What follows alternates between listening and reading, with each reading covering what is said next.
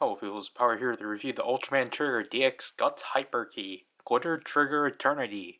So this is Trigger's final form.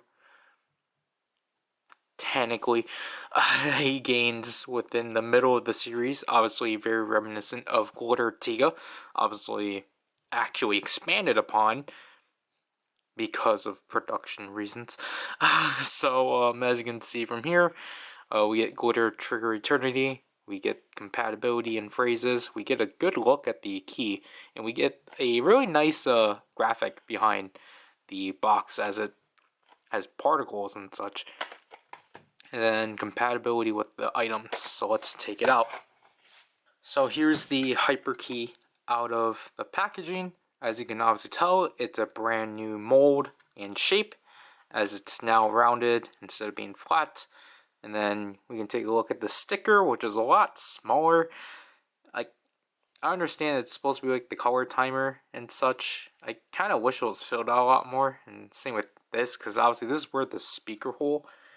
No, that this would not. I don't know. I think this is supposed to mimic the speaker hole, even though it's down here. I don't know. It's just kind of weird. But I really do like the plastic color, or the plastic overall. It's like this. I think probably because of the light, it's like kind of like brownish, but it's supposed to be like, I think, just gunmetal gray, which I really like. And like the old the gold plastic is pretty neat. Such. Let's see. Here's the back. Here's the track B004. So pretty early on in the pin system, the track system and such. So here's a comparison with the normal hyper key. Obviously it's a bit bigger, or it's a bit taller, because of this point, and obviously it doesn't carry over the mosaic art that these ones have, but oh well. So again, just like Zet, we get two sounds. However, they swapped it, so we're actually going to get the summoning sound of the key before the activation.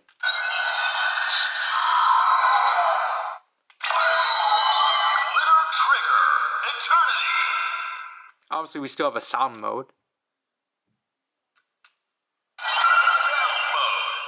Which I like that they actually powered up the sound mode activation, because typically you would think that they will just keep that normal.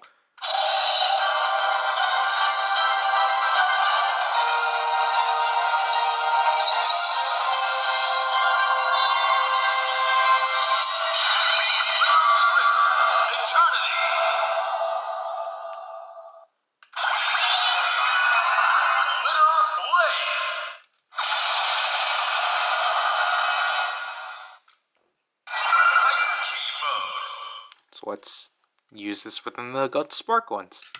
Oh, shoot.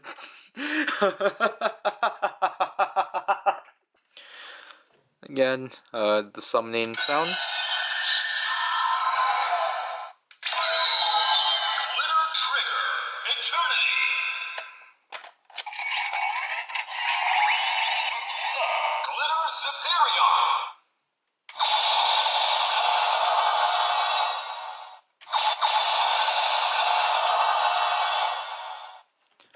So obviously, because it is a powered up multi-type, it's, you know, just Glitter Superion, because obviously Glitter Tiga was just multi-type, just sparkly gold.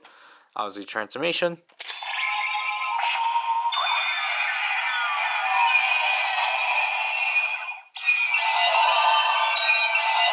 So we get a new standby, and then a new additional sound obviously from this.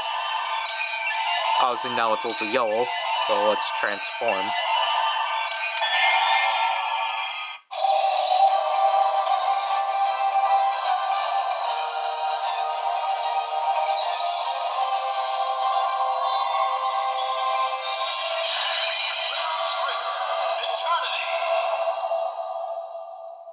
There we get the transformation of Glitter Trigger Eternity. Just gonna call it Glitter Trigger because that's a lot easier. I really like it overall. Like, you know, I liked all these transformations out of Trigger, so for this one to be like grand and, you know, the old grand's the only word I can come up with. And just the look of this on the G.U.T.S spark lens, I really like it overall. It, like, I think it helps. It like just finishes up the shape of it instead of feeling flat. Obviously now you can't stand it, but you know, I just like that it makes a conclusive like tip to this device. Obviously we still only have 3 attacks.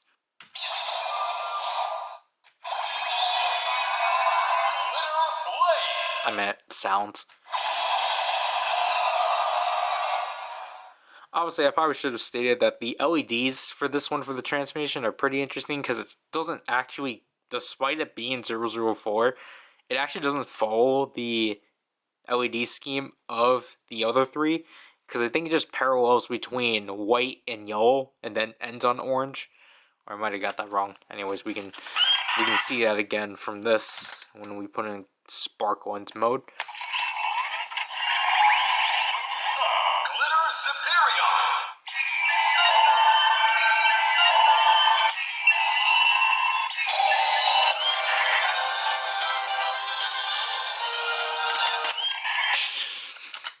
That has never happened to me.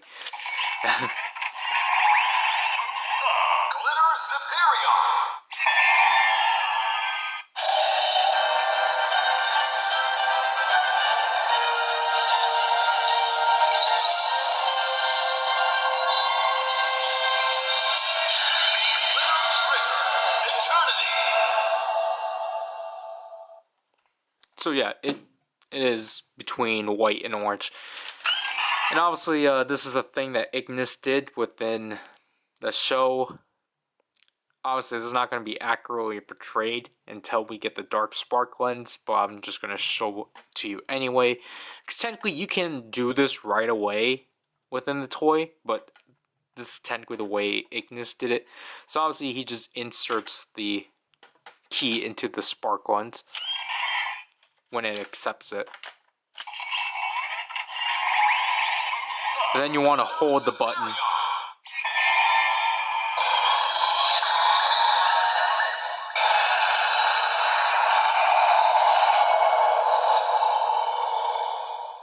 So they finally added a finisher to this key after the trigger keys not having finishers. I believe that's supposed to be the glitter Ziperion Coulson. I'm pretty sure that's what's supposed to be, but then again, Trigger never did it. Only Trigger Dark did it. So yeah. Obviously, it's still compatible with Circle Arms, even though he never used this key within Circle Arms, I believe. Again, only on episode 5 of Taiga.